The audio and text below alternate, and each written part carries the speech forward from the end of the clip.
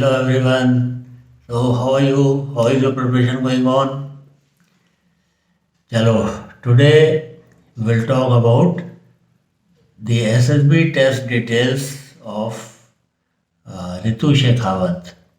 She has appeared at Mysore board and this was in the month of October, and she was recommended from Mysore board, and today only I have received the good news that her name is there in the merit list and she will be going for training by this month end.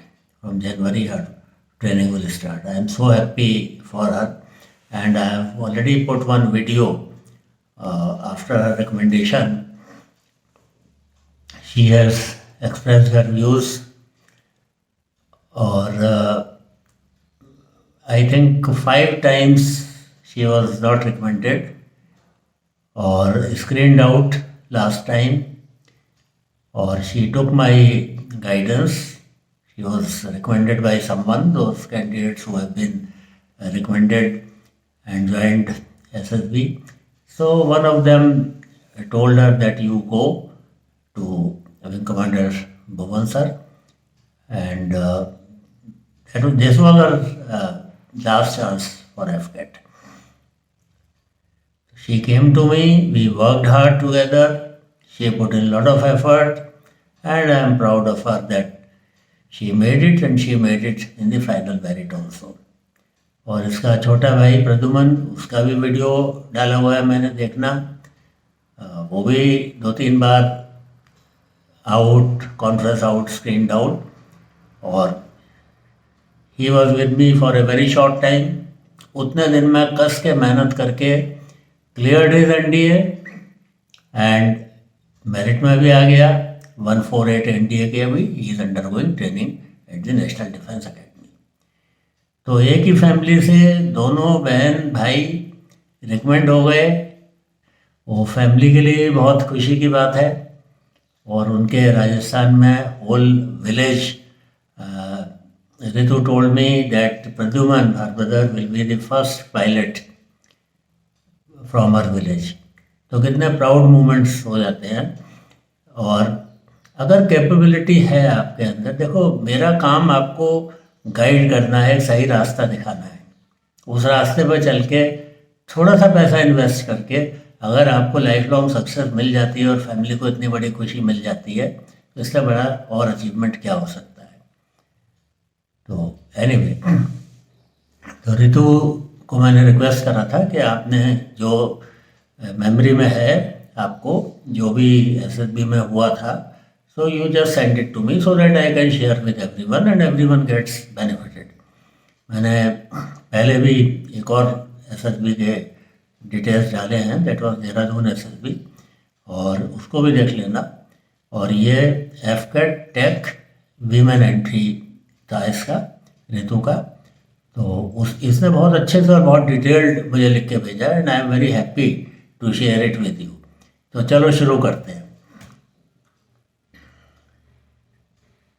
तो board, air force selection board Mysore, AFCAT women entry, date 3rd October to 7th October, reported 215, screened in 80. तो यहाँ पर भी करीब करीब 40%, 35-40% हो गए हैं ऑलमोस्ट. हाँ, 25% कह लो, 30% के बीच में. और 10 रिकमेंड हुए, that is 5% of the total which reported. और OIR सेट नंबर 34-35 इनको मिला था. अब PPIDT पिक्चर देख लेते हैं. Outside a building, a young girl in professional dress and file in hand, along with a man with a bag on back, walking out from the building. Behind, a man waving by and a security guard sitting near gate. तो PPNDT picture देखो, लड़कियों का batch है तो यहाँ पर एक लड़की ज़रूर होगी ये पिक्चर में. A young girl in professional dress, और फाइल हाथ में लेके, along with a man with a bag walking out from the building. तो ये लड़की इसकी हीरो होगी. तो ये लड़की प्रोफेशनल ड्रेस में और एक आदमी के साथ जा रही है, तो बिल्डिंग से बाहर निकल रही है, तो या तो कुछ अचीव करके निकल रही है, और या कंपनी के मैनेजर है तो आगे वो अपनी कंपनी का काम बढ़ाने के लिए आगे जा रही है, मार्केट सर्वे के लिए जा रही है। अब एक्चुअल डिपेंड करेगा कि क्या दिखाया है उसमें, लेकिन मोटे मोटे इतनी बात हम समझ सकते हैं कि she is looking forward and she is looking for a positive outcome. तो इस पर करो और उसके बाद में स्टोरी अच्छी सी लिखो, नरेशन अच्छा सा करो, डिस्कशन करो, एंड देन तब स्क्रीन डील के चार्ज बनते हैं। नेक्स्ट है TAT, a women soldier having weapons and another women soldier pointing left side and telling her something behind one more women soldier is there, forest scene. अभी forest का scene है, 3 soldiers हैं, lady female soldiers, तो क्या करेंगे? Ambush करेंगे, terrorist होंगे अगर तो टेररिस्ट को मारेंगे, एनिमी होगा तो एनिमी को मारेंगे। इसके ऊपर स्टोरी बनेगी, अच्छे से बनाइए। Number 2 story of TAT, a women entering room and inside a girl sleeping on bed and another girl standing under table lamp.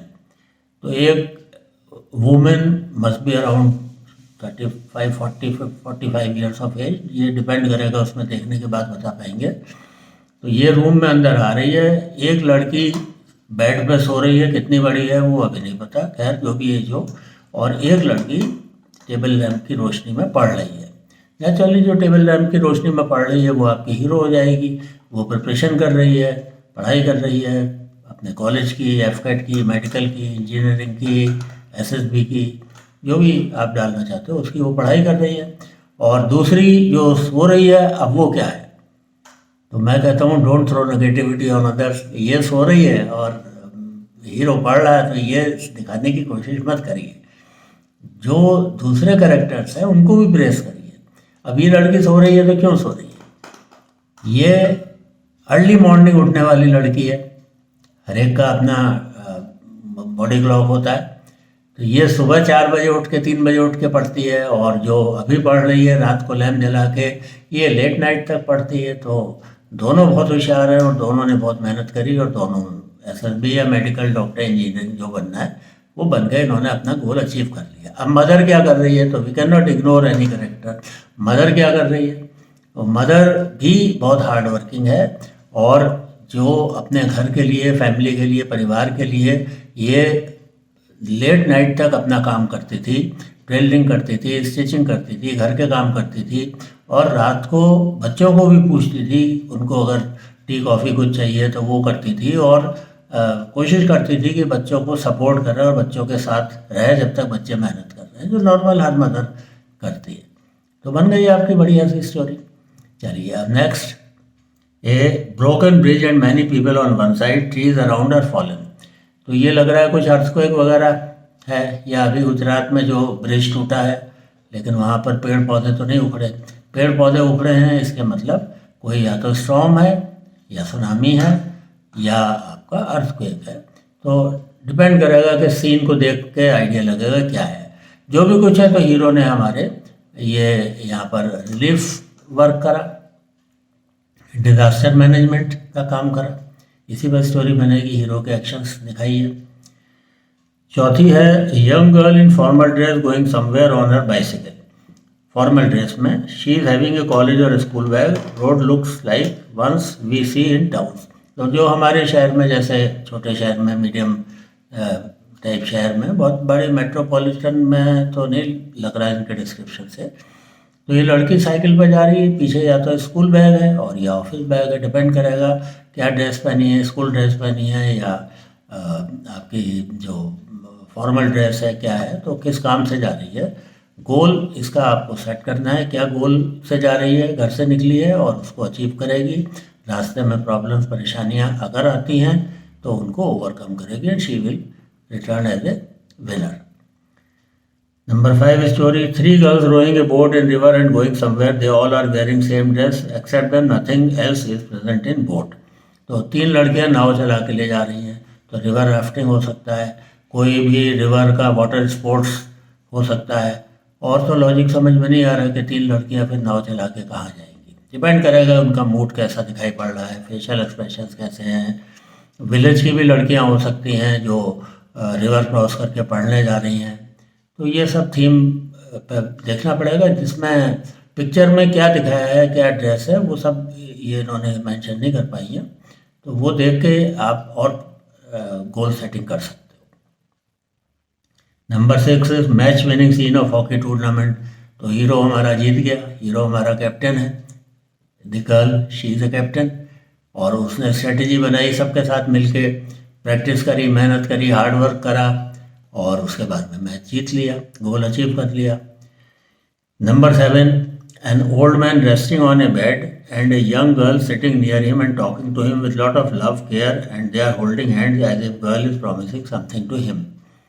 तो ओल्ड मैन है, तो दादाजी हो गए, दादाजी को फीवर आ गया, तो ये उनको कंसोल कर रही है और बैठ रही है और उनकी लुक आफ्टर कर रही है, केयर कर रही है, और फिर दादाजी ठीक हो गए। Number 8 is a lady middle age sitting on chair facing south on one side of table and having papers on table, and on another side a young lady wearing sari and her head is covered with sari and she is sitting facing west direction. अब ये south direction west direction तो मुझे ठीक से समझ नहीं आ रहा, लेकिन इससे जो अंदाज़ा लग रहा है कि एक लेडी पेपर्स लिए हुए एक साइड में देख रही है और एक लेडी उसके अपोजिट, जैसे ऑफिस में एक टेबल के आमने सामने बैठते हैं, तो बैठे आमने सामने हैं, लेकिन एक का फेस लेटर से फ्रंट में है तो दूसरी का फेस लेफ्ट या राइट साइड में है। अगर नॉर्थ और साउथ होता, सामने आमने सामने होता तब तो वेस्ट से मालूम पड़ रहा है कि उसका फेस साइड में है, वो साइड में देख रही है, और एक फ्रंट में है। तो अब जो फॉर्मल ड्रेस में है या पेपर जिसके पास है, may be she is some official, और ये साड़ी का पल्लू सिर पर ढके हुए है, तो ये अपना कोई प्लान और प्रपोजल लेकर उसके पास गई है कि स्कूल बच्चों को हम पढ़ाना चाहते हैं, ये विलेज प्रधान है, क्या है, तो वो देख के पता पड़ेगा कि किस तरीके का सीन लग रहा है। तो हम कोई भी सोशल वर्क करना चाहते हैं या अपना गवर्नमेंट की स्कीम लागू करके बाकी सारे जो विलेज की लेडीज़ हैं उनके साथ में हम एक कोऑपरेटिव बनाना चाहते हैं पॉजिटिव डायरेक्शन में, और हम ये करना चाहते हैं। ये प्लान प्रपोजल लेके गई है एंड शी इज़ थिंकिंग कि इसका क्या आउटकम होगा, और आउटकम वाज पॉजिटिव। तो उसके बाद में they started and they all did very well and the business और देयर कोऑपरेटिव अच्छे से चलने लगी और लोगों को फ़ायदा हुआ। Now number 9, an office scene with printer, table, chairs, etc. A man standing and looking on computer monitor, and just near sitting are a man and a young lady. Lady is eagerly pointing towards computer monitor and saying something.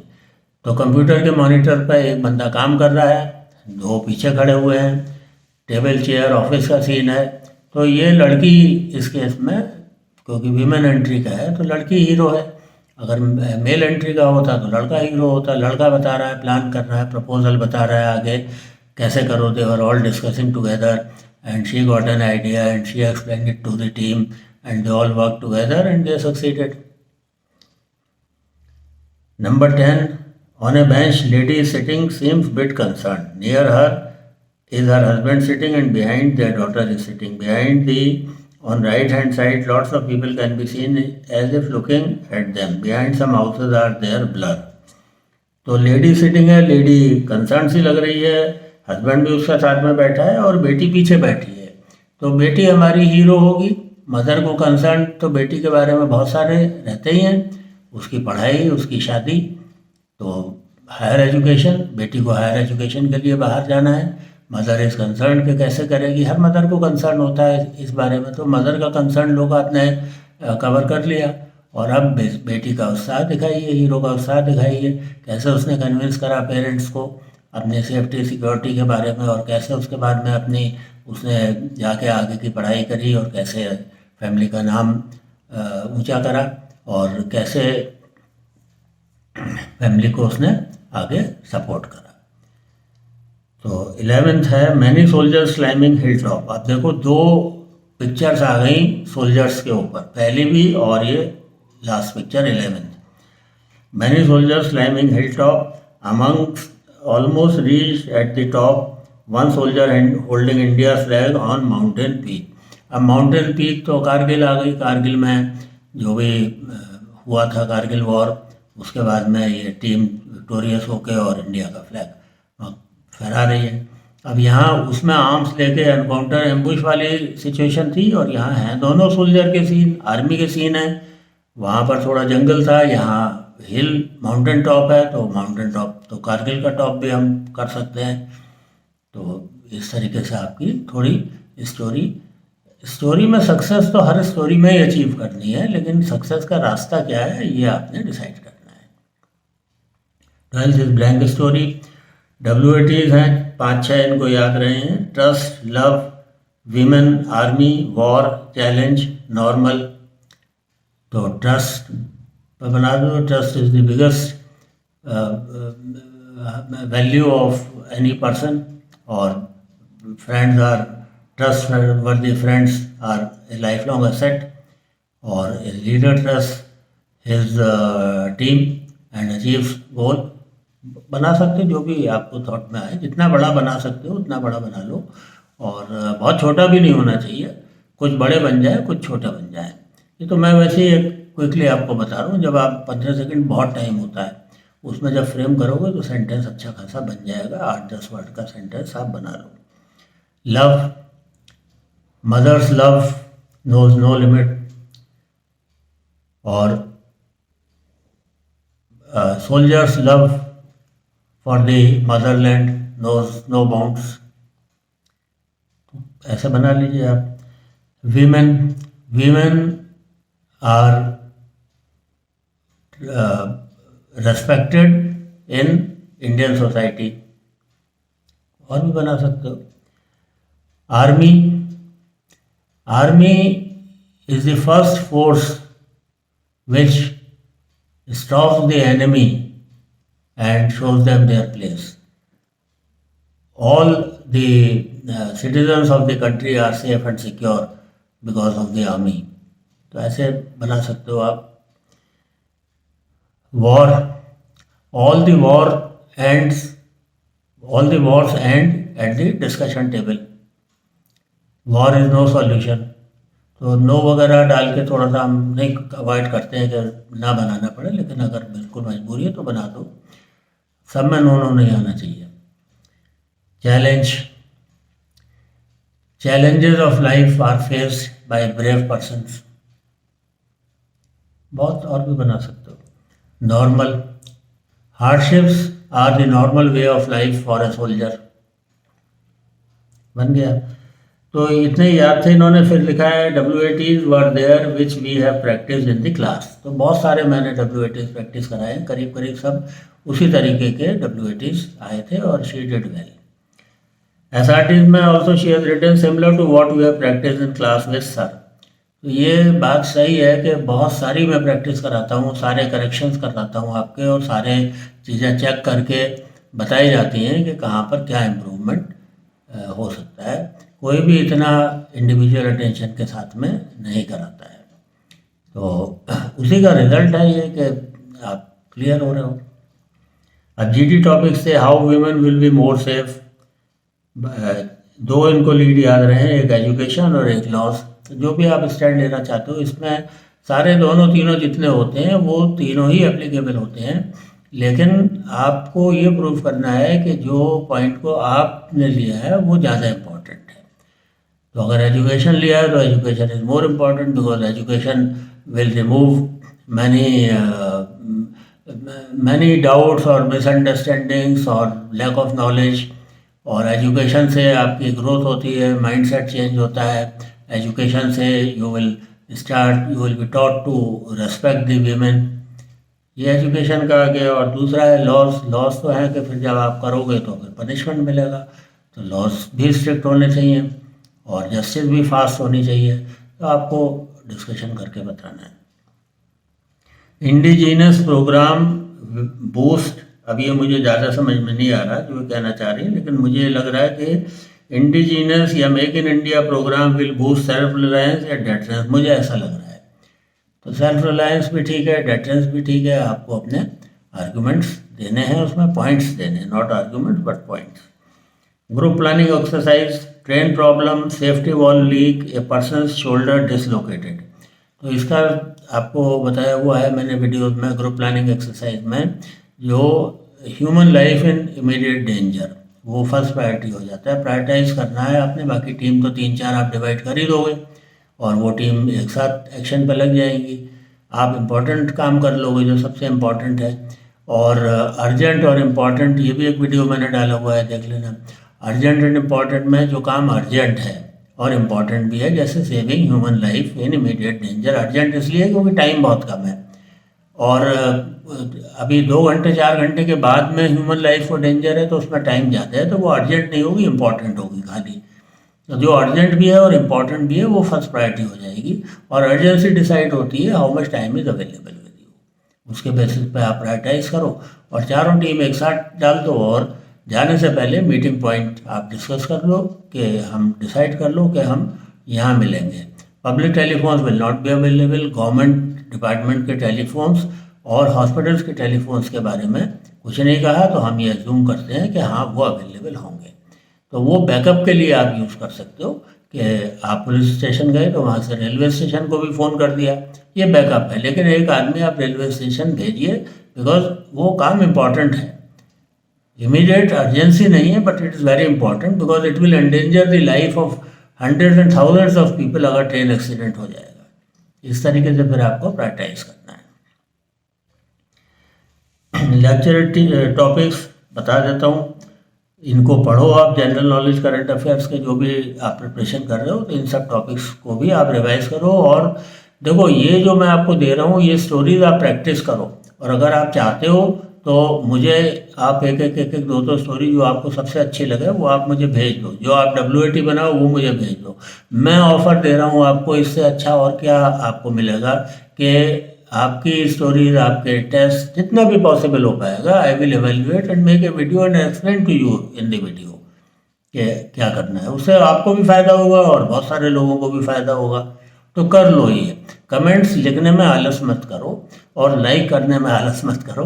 Like करने से मुझे note नहीं छपके मिल रहे हैं। Like करने से क्या है कि लोगों को पता पड़ता है कि ये वीडियो अच्छी है, इसको हम देखें। तो you will be helping other people in sorting out so many video. भरा पड़ा है आजकल, तो इन्फॉर्मेशन टेक्नोलॉजी का एक्सप्लोजन हो गया, भरा पड़ा है। आपको बड़ा टाइम लगता है कि यार कौन सी वीडियो अच्छी है और कौन सी नहीं है, कौन सी देखूं कौन सी नहीं देखूं। तो आपने तो देख ली मेरी वीडियो, चाहे यूट्यूब ने रिकमेंड कर दिया, चाहे आपने मुझे पहले से सब्सक्राइब करा हुआ है, लेकिन बहुत सारे कैंडिडेट्स ऐसे हैं जिन्हें इस चैनल के बारे में, मेरे बारे में पता नहीं है। तो एक तो आप शेयर कर लो अपने फ्रेंड्स को अपने ग्रुप में, और उनको इंसिस्ट करो कि वो ज़रूर देखें। और दूसरी चीज़ ये है कि लाइक करोगे तो जिनको आप नहीं भी जानते हो वो देखेंगे कि अच्छा इस पर 500 लाइक हैं, 1000 लाइक हैं, तो naturally they will also watch the video. तो उनको सॉर्टिंग आउट में इजी हो जाएगा। कर लो, लाइक कर दो, और अपने जो भी क्वेश्चंस हैं वो आप पूछो। कमेंट जरूर करो, आप लाइक करो, कमेंट करो, शेयर करो, सब्सक्राइब करो। तो मैं टॉपिक्स बता देता हूँ। क्लाउड सीडिंग, रोबोटिक्स, सारे कॉमन टॉपिक्स हैं जो न्यूज़पेपर में आते रहते हैं। Online education, e learning, mobile phone, terrorism, yoga, digital payment. तो कोई बहुत out of the world topic नहीं है। अब इंटरव्यू क्वेश्चंस पर देखो आप। Tell me about your city, city के बारे में ज़रूर पूछेंगे। How you spend time with your friends on weekdays weekends, which all places you visit, ये भी बिल्कुल टिपिकल क्वेश्चन है, सबको पता है। Full PIQ was asked in form of CIQs, ये भी खूब प्रैक्टिस मैंने कराई हुई है। 20, 25, 30 क्वेश्चन तक की प्रैक्टिस कराई हुई है कि अगर आपके CIQ में पूछे जाते हैं। CIQ में PIQ के ही क्वेश्चन पूछे जाएंगे, तो बहुत पहले से तैयार कर लो। आपको अपना PI के बारे में सब पता ही है। ओनली सीक्वेंस आपको याद रखना है और उसका एक फॉर्मेट बनाना है। जिस फॉर्मेट को आप फॉलो करो तो आपको पता पड़ जाएगा कि अगर उस फॉर्मेट से कुछ चेंज है तो आपको पता पड़ जाएगा कहाँ चेंज करा है। That is not very difficult, 2-4 बार प्रैक्टिस करोगे आ जाएगा। उसके बाद में next question is what are your weaknesses, weaknesses and strengths आप तैयार करते ही हो।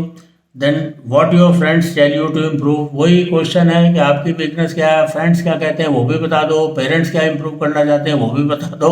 मतलब आप IO का काम बिल्कुल आसान कर दीजिए कि सब लोग बता दें कि भाई इसके अंदर ये चीज़ की कमी है, तो आप 15 क्वालिटीज़ में आपको पता पड़ गया कि अच्छा ये 8 क्वालिटीज़ 10 क्वालिटीज़ इसकी अच्छी नहीं है।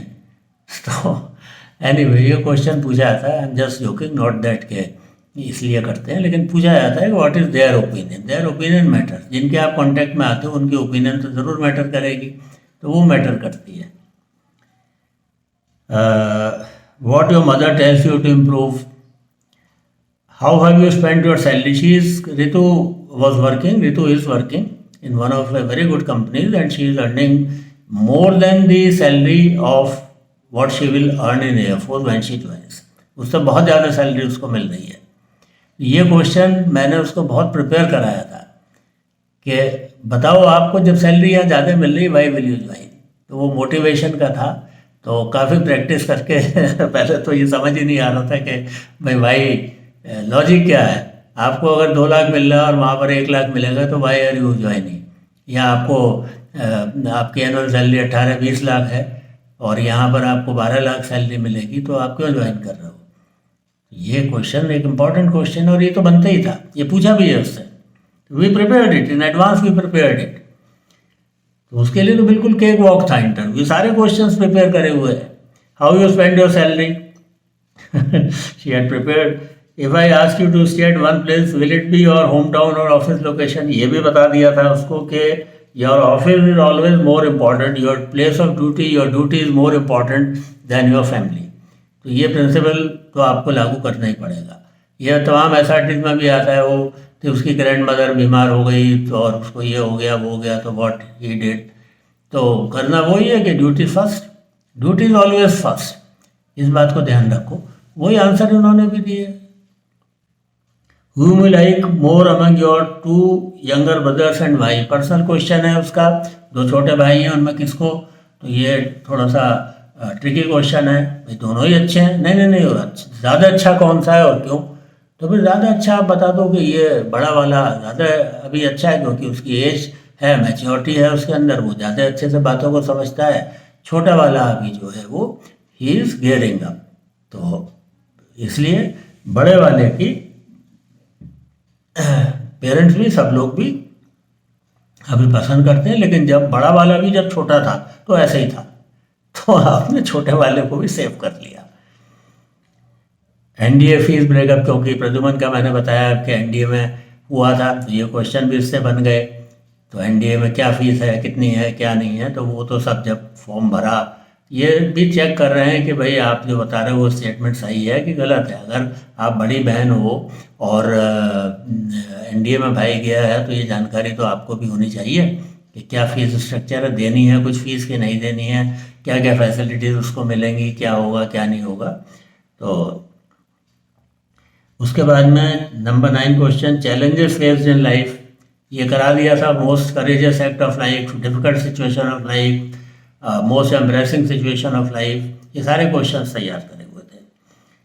2-3 question of this type. Why not pursued many things you did to further higher level to national international level. अगर आप गेम्स खेले हो, आप आगे क्यों नहीं करा? आपको कॉन्फिडेंस नहीं था कि मैं नेशनल लेवल पर कर सकता हूँ, इंटरनेशनल पर कर सकता हूँ? तो इसका एक जवाब आपको सोच समझ के देना है। और मैं तो यही बताता हूँ कि sir I pursued up to a particular level and now when I join air force और आर्मी और navy I will play for the services.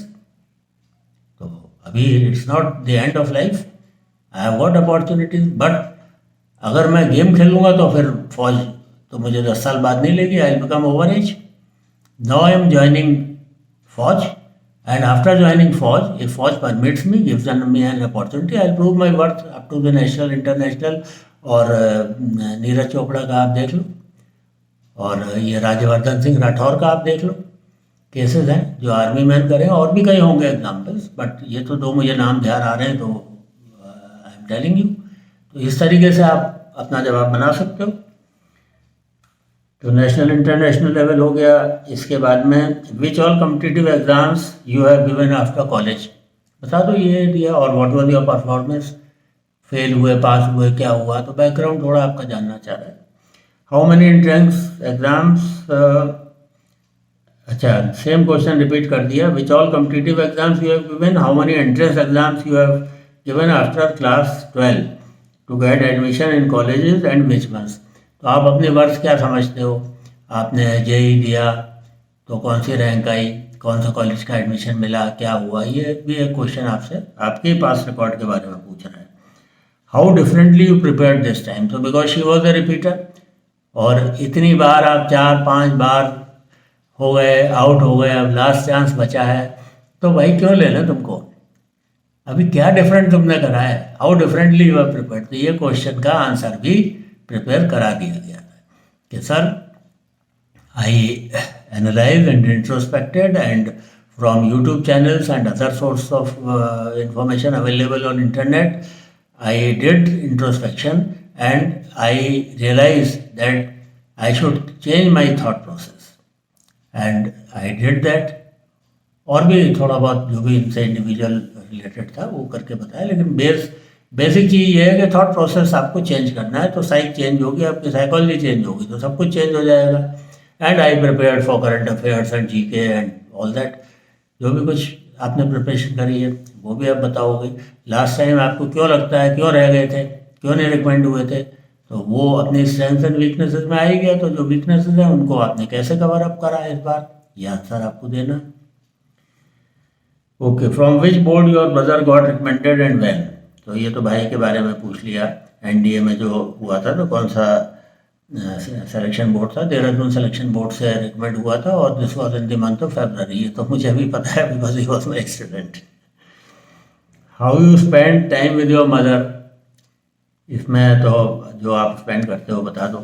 Explain some latest air force news. तो उस समय की जो भी एयरफोर्स न्यूज़, एयरफोर्स डे के आसपास की बात है, और हमने ये लिए हैं, रफाल लिए हैं, और आपके तेजस मार्क 2 और ये सब आ रहे हैं. तो ये एयरफोर्स से रिलेटेड आपकी न्यूज़ हो गई, और भी जो उस समय आपने पढ़ा हो. Which all branches you have applied for and where will be respective training and duration? ये बहुत ज़रूरी है. आप जिस ब्रांच के लिए अप्लाई कर रहे हो उसमें क्या काम आपसे कराया जाएगा, उसकी इन डेप्थ और डिटेल्ड नॉलेज, ऐसा कि जैसे आप 10 साल से काम कर रहे हो उस सीट पर, इतनी नॉलेज आपको होनी चाहिए. और उनकी ट्रेनिंग कहाँ पर होगी, और क्या आपकी जॉब प्रॉस्पेक्ट्स हैं, और क्या आपकी जॉब एक्सपेक्टेशंस हैं. अब देखो ये क्वेश्चन जो मैंने बोला था ये आ गया. See your salary, why still you want to join air force, tell more reasons. Salary देखो अपनी, इतना पैसा कमा रही हो तुम, और फिर एयरफोर्स ज्वाइन करना चाहती हो. You are already well off, you are doing very well in life, why do want to join air force? अब मोटिवेशन चेक हो रहा है, तो यहाँ आपको रीज़न बताना है, और वो घिसा पिटा तो रीज़न है ही है कि देश की सेवा. उसके अलावा उसको आपने कन्विंसिंग तरीके से बताना है, अदरवाइज वो घिसा पिटा रीज़न ही रहेगा. तो everyone tells that, but you have to tell it in a more convincing way, how you why you want to serve the country. और वो चेक भी करेगा कि आप कितने ऑनेस्ट हो, वरना तो एक जॉब का एक मेन पर्पस तो पैसा भी होता है ना. तो because of the thrill and adventure, that is all right. तो आपको क्या मिलेगा हम उसमें इंटरेस्टेड नहीं है, आप सर्विस को क्या दोगे उसमें ज़्यादा इंटरेस्टेड है. तो दोनों एंगल से आपको बताना है. एक दो रीज़न जो उन्होंने बताया उसके बाद उसने पूछा कि no no no this is not acceptable, tell me more reasons. Are you satisfied with your present job? Yes sir, very much, I am very happy, I love my job. तो ऐसा नहीं कि नहीं सर ये job तो क्या sir, मैं तो फौज ही ज्वाइन करूँगी, मैं तो पैदा ही फौज के लिए हुई हूँ. तो not that type of answer, because whatever job you are doing that is equally important. If you do not love your job now, where is the guarantee that you will love it in future? तो ये जवाब आपका acceptable जवाब होना चाहिए. Tell weaknesses of yours which was told to you by your manager. तो काम कर रही हैं, इनके मैनेजर ने कोई वीकनेस बताई नहीं बताई, तो जो वीकनेस बताई वो भी स्ट्रेंथ ही है. ओवर डूइंग या excess of everything is bad. जो मैं कहता हूँ excess of everything is bad. तो आप बहुत ज़्यादा काम कर रहे हो, मैनेजर ने कहा भाई इतना मत काम करा करो तुम, you take care of your health also. This was the weakness. तो excess of everything is bad. So goodness in excess also becomes bad. चाहे मैं 10 चम्मच चीनी डाल दो पी नहीं पाओगे, खाने में 1 मुट्ठी भर के नमक डाल दो खा नहीं पाओगे, और बिना नमक के भी नहीं खा पाओगे. तो एक्सेस ऑफ एवरीथिंग और over doing of everything is bad. तो वही आपको वीकनेसेस में अपनी बतानी चाहिए कि ये मेरी वो कमी बताते हैं कि आप काम बहुत ज़्यादा करते हो। और similar if you have got something different you can tell that also, not that ये रटने वाले आंसर्स नहीं है, ये तो मैं वैसे ही बता रहा हूँ आपको। रोल इन ऑफिस वर्क, क्या इंपॉर्टेंट काम आपको मिला हुआ है। और when you face challenges in life home do you approach, challenge आता है तो किसके पास जाते हो, ये आपको सोचना है, बताना है। मेरा सोचना तो यह है कि चैलेंजेस आता है तो मैं पहले खुद फेस करता हूँ। I introspect and try to find a solution, then discuss it with my team and arrive at a common acceptable solution. अगर ऑफिस से रिलेटेड है, घर से रिलेटेड है, तो मैं पहले चैलेंज खुद फेस करता हूँ, उसके बाद मैं साथ में अपने पेरेंट्स के, अपने सिबलिंग से डिस्कस करता हूँ और देन वी टेक एक्शन। तो चैलेंज है तो आप किसके पास जाओगे, मतलब आपको कॉन्फिडेंस नहीं है अपने ऊपर कि आप उस चैलेंज को फेस कर सकते हो और सॉल्यूशन दे सकते हो, लेकिन एकला चलोगे नहीं है। Not that I'll go alone and what I am saying is always right and it is correct. No, you will give your thought, your solution to the problem or the challenge. You will face it and you will take the team along with you. As a leader, you will lead, but the team will be there supporting you and cooperating with you. तो यहाँ convince भी करना है और साथ में मिलकर काम करना है। चैलेंज को आपको खुद ही फेस करना है और उनको साथ लेना है। How would you rate your performance? I will rate it as exceptional, superb. Confidence दिखाई है अपना. I have done very well and I'll get recommended this time, no doubt. Confidence, लेकिन कॉन्फिडेंस परफॉर्मेंस भी होनी चाहिए, उसके बैलेंसिंग मैचिंग परफॉर्मेंस होनी चाहिए और कॉन्फिडेंस भी होना चाहिए। तो some more office questions were asked, normal ones. तो ऑफिस में वर्किंग है तो ऑफिस के क्वेश्चंस ज़्यादा पूछ लिए। चलिए, तो ये हमने थोड़ा सा एनालिसिस भी करके आपको बता दिया। मैं खाली I am not telling you कि ये पिक्चर आई थी, वो पिक्चर आई थी और ये क्वेश्चन पूछा था, वो क्वेश्चन पूछा था, खाली बता दूँ। आई एम डिस्कस ऑल्सो और थोड़ा बहुत आपको बताने समझाने की भी कोशिश करिए। अब इसके ऊपर आप प्रैक्टिस करो, स्टोरीज लिखो। पिक्चर होती तो बहुत अच्छी बात है, लेकिन बोर्ड से पिक्चर तो आपको नहीं मिल सकती। जितना भी मिला है उसके बेसिस पे आप बाकी चीज़ें एज्यूम करो, स्टोरीज लिखो, प्रैक्टिस करो। और कोई भी क्वेश्चन आपका बनता है कमेंट सेक्शन में ज़रूर डालो। आप कोई भी डाउट आता है, कोई भी क्लैरिफिकेशन चाहिए, कमेंट सेक्शन में डालो। और लाइक तो बनता है, लाइक करो। Okay then, bye bye, see you in the next video and thank you so much for watching.